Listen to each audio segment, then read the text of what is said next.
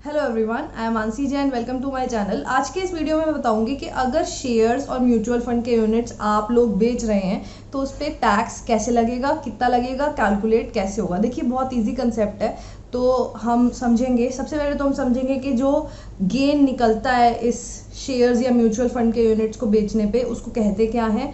फिर हम ये समझेंगे वो गेन कैसे निकालते हैं। फिर हम समझेंगे कि उस गेन पे टैक्स कितना लगता है। ठीक है, तो आप एंड तक इस वीडियो को देखिएगा। और सबसे पहले तो अगर आप इक्विटी शेयर्स को और इक्विटी ओरिएंटेड म्यूचुअल फंड के यूनिट्स को 1 साल से ज़्यादा रख के बेच रहे हैं तो उसको हम बोलते हैं लॉन्ग टर्म कैपिटल गेन, नहीं तो शॉर्ट टर्म कैपिटल गेन बनता है। आज हम लॉन्ग टर्म कैपिटल गेन की चर्चा यहाँ पे करेंगे क्योंकि वो सबसे कॉम्प्लिकेटेड लोगों को लगता है। ठीक है, फिर से रिपीट करती हूँ मैं। अगर आप इक्विटी शेयर्स या इक्विटी ओरिएंटेड म्यूचुअल फंड के यूनिट्स को 1 साल से ज़्यादा रख के बेच रहे हैं तो उसको हम क्या बोलेंगे, लॉन्ग टर्म कैपिटल गेन। अब देखिए, अब ये long term capital gain calculate कैसे होता है, ये सबसे इंपॉर्टेंट आपके लिए समझना है। पहले तो ये एग्जेम्प्ट हो जाता था, एक सेक्शन के अंडर एग्जेम्प्ट हो जाता था, मगर अब इसमें थोड़ा सा चेंज हो गया कंसेप्ट। कुछ समय हो गया, इसको भी चेंज हो गया। तो उसमें अभी तक ऐसे तो काफ़ी समय हो गया, मगर अभी भी दिक्कत आ रही है लोगों को ना कैलकुलेट करने में। तो मैं आपको एक आज ऐसा तरीका बताऊंगी, ऐसी टेबल दिखाऊंगी जिसमें आपको फिगर्स डालनी है, आंसर अपने आप निकल जाएगा। ठीक है, देखिए, सबसे पहले तो आप देखेंगे कि आपने कौन से इक्विटी शेयर्स या म्यूचुअल फंड के यूनिट्स 1 फरवरी 2018 के पहले खरीदे।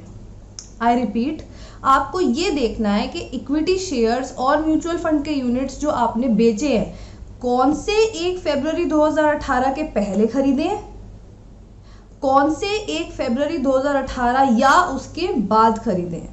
ये बहुत इंपॉर्टेंट है। दोनों के केस में ना कैलकुलेशन अलग तरीके से होती है।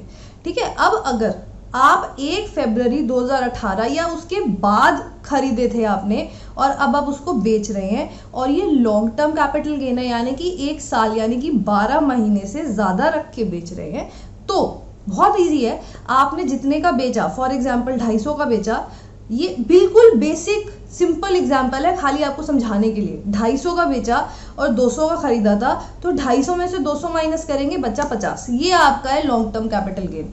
अगर आपने वो इक्विटी शेयर या इक्विटी ओरिएंटेड म्यूचुअल फंड का यूनिट 1 फरवरी 2018 के बाद या 1 फरवरी 2018 को खरीदा था, तो ये तो बहुत ईजी हो गया है ना। ये डेट याद रखनी है, बस लिख लो आप एक जगह पे इस डेट को।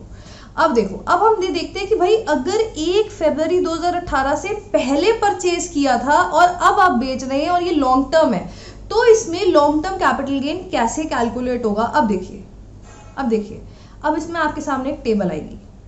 ठीक है, अब उस टेबल में 4 एग्जाम्पल्स आपको दिखेंगे, तो मैं 4 बिल्कुल बेसिक एग्जाम्पल्स आपको बताऊंगी। इस टेबल में आपको फिगर्स डाल देनी है और फिगर्स डाल देंगे तो अपने आप ही आपका गेन इसमें निकल आएगा। ठीक है, अब चलिए हम टेबल देखते हैं।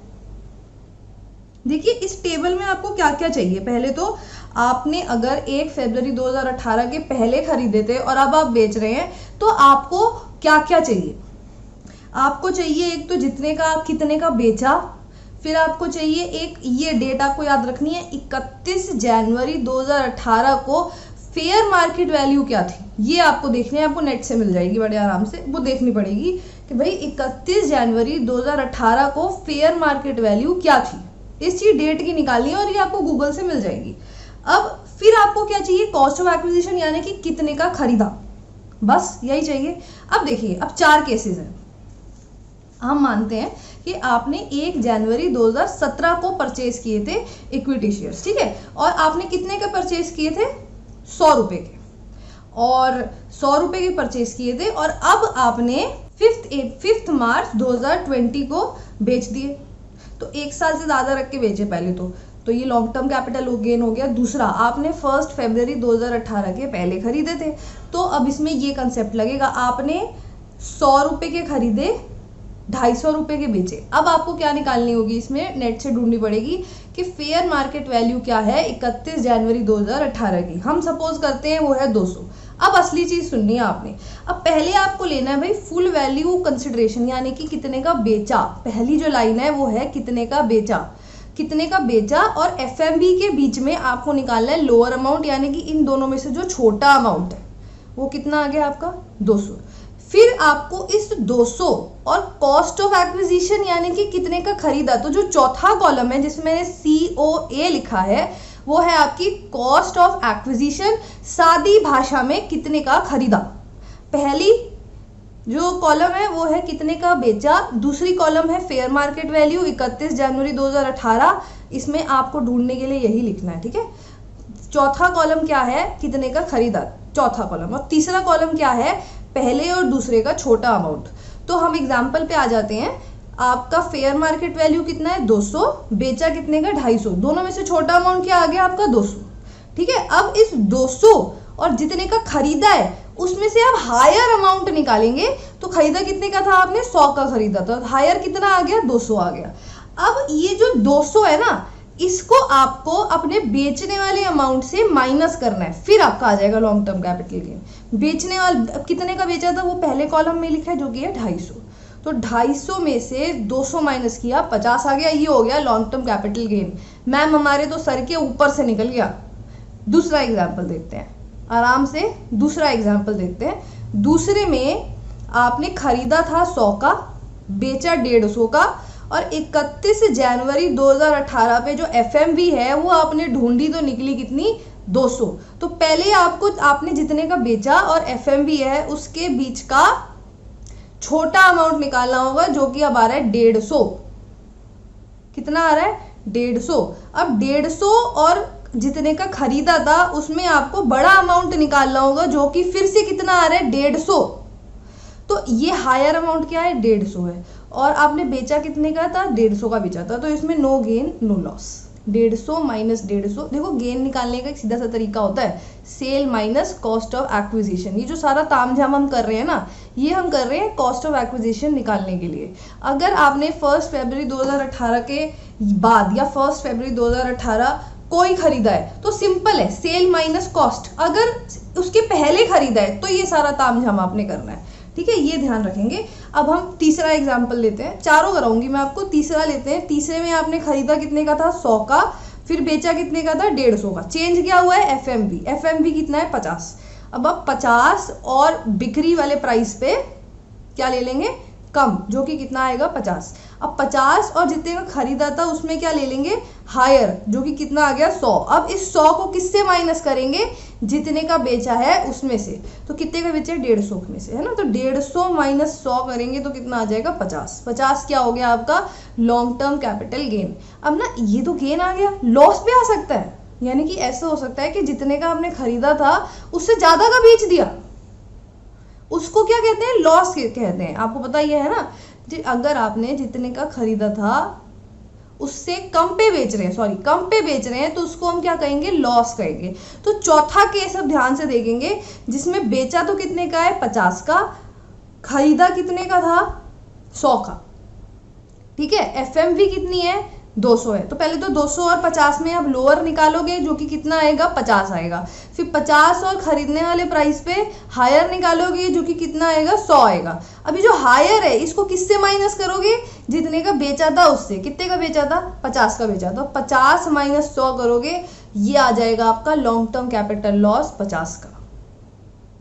क्या आपको ये चीज क्लियर हुई? ये इसमें अगर आप बस फिगर्स डाल दोगे ना इस टेबल में, तो भी आपका आराम से लॉन्ग टर्म कैपिटल गेन निकल जाएगा। एक ये पॉइंट है जिसमें सबको दिक्कत आती है, और बिना नांगा मेरे से कई लोग इसके बारे में पूछते हैं मैसेजेस और कमेंट्स के थ्रू, तो इसलिए मैंने ये वीडियो रिक्वेस्ट पे बनाई है। अब मेरी बात को ध्यान से सुनेंगे सब, कि ये तो निकल गया लॉन्ग टर्म कैपिटल गेन।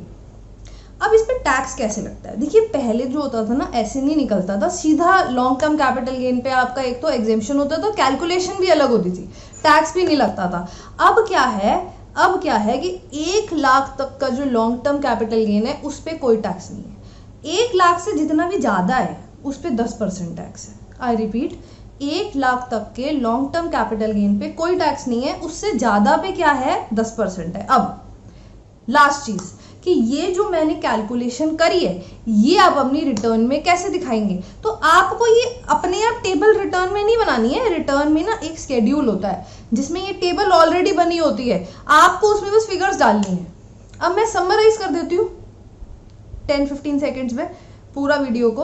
अगर आपने 1 फरवरी 2018 या उसके बाद खरीदा है तो सिंपल मेथड से LTCG निकालेंगे, सेल माइनस कॉस्ट। अगर 1 फरवरी 2018 से पहले खरीदा है तो आप ये मेथड अप्लाई करेंगे, जिसमें पहले आप सेल और FMV में लोअर निकालेंगे, फिर लोअर और कॉस्ट में हायर निकालेंगे, फिर सेल माइनस हायर कर देंगे।